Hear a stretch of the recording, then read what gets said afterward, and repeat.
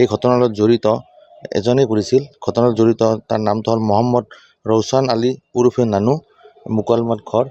তেখেতক মানে ধৰাৰ লগে লগে তেওঁলোকে স্বীকাৰোক্তি দিয়ে আৰু তাৰ ফলত চুৰি হোৱা দানপত্ৰৰ পইচা ৫,০২০ টকা আৰু চুৰি কাৰ্যত ব্যৱহৃত আইৰণ ৰডডাল উদ্ধাৰ কৰোঁ। এই মুহূৰ্তৰ ডাঙৰ খবৰ মহানগৰীত বৃদ্ধি পাইছে এইবাৰ চোৰৰ সন্ত্ৰাস। এইবাৰ মন্দিৰত সোমালে চোৰ। মন্দিৰত চুৰি কৰি গ্ৰেপ্তাৰ হ'ল ৰৌছান আলী। শনিবাৰে পাটৰকুছি শ্ৰী শিৱশনি হনুমান মন্দিৰত চোৰে চলালে লুটপাট। তলা ভাঙি লৈ গ'ল ১২,০০০ নগদ ধন। বশিষ্ঠ আৰক্ষীয়ে গোচৰ ৰুজু কৰি গ্ৰেপ্তাৰ কৰে মন্দিৰৰ চোৰ ৰৌছান আলীক। ৰৌছান আলীৰ ঘৰ মুকালমুৱাৰ মুগদিত বুলি জানিব পৰা গৈছে। উদ্ধাৰ কৰে চুৰি কৰা ৫,০২০ টকা আৰু লুৰ মাৰি। এই মুহূৰ্তৰ ডাঙৰ খবৰ মহানগৰীত বৃদ্ধি পাইছে এইবাৰ চোৰৰ সন্ত্ৰাস। এইবাৰ মন্দিৰত সোমালে চোৰ।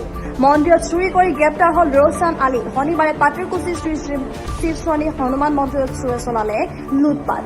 তলা ভাঙি লৈ গ'ল ১২,০০০ নগদ ধন। বশিষ্ঠ আৰক্ষীয়ে গোচৰ ৰুজু কৰি গ্ৰেপ্তাৰ কৰে মন্দিৰৰ চোৰ ৰৌছান আলীক। ৰৌছান আলীৰ ঘৰ মুকালমুৱাৰ মুগদিত বুলি জানিব পৰা গৈছে। উদ্ধাৰ কৰে চুৰি কৰা ৫,০২০ টকা আৰু লুৰ মাৰি।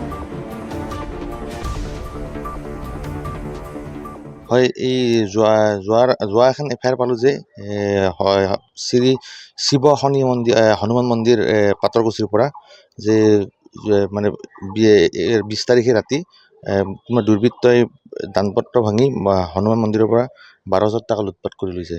তো তেওঁলোকে আমাক কালি এখন এফআইআৰ দিয়ে। সেই এফআইআৰ বেচিছত আমি ইমিডিয়েটলি একশ্যন লৈ এই ঘটনাৰ লগত জড়িত এজনেই কৰিছিল। ঘটনাত জড়িত তাৰ নামটো হ'ল মহম্মদ ৰৌছান আলী উৰুফে নানু, মুকালমাত ঘৰ।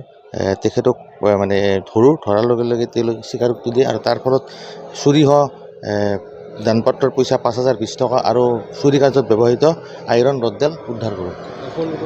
নাই, নিয়া নাছিল, অনলি পইচা নিছিল আৰু পইচাখিনিৰ ১২,০০০ টকা নিছিল। তাৰে আমি ৫,০২০ টকা উদ্ধাৰ কৰোঁ চুৰি আৰু চুৰি কাৰ্যত ব্যৱহৃত আইৰণ ৰডডাল উদ্ধাৰ কৰোঁ। আৰু এই তাৰ নামটো হ'ল মহম্মদ ৰৌছান আলী উৰুফে নানু। বিভিন্ন সময়ত মঠ মন্দিৰসমূহ এনেধৰণে কিছু দুষ্কৃতিকাৰী ভঙা দেখিবলৈ পোৱা গৈছে। এই কেছটো এনেকুৱা এটা আছিল। তো আমি ইমিডিয়েটলি একশ্যন লৈ এজ পাৰ ল মতে তাৰ ওপৰত বিহিত ব্যৱস্থা ল'ম। আমি তদন্ত কৰি আছোঁ, তদন্তত আমি কৈ দিম।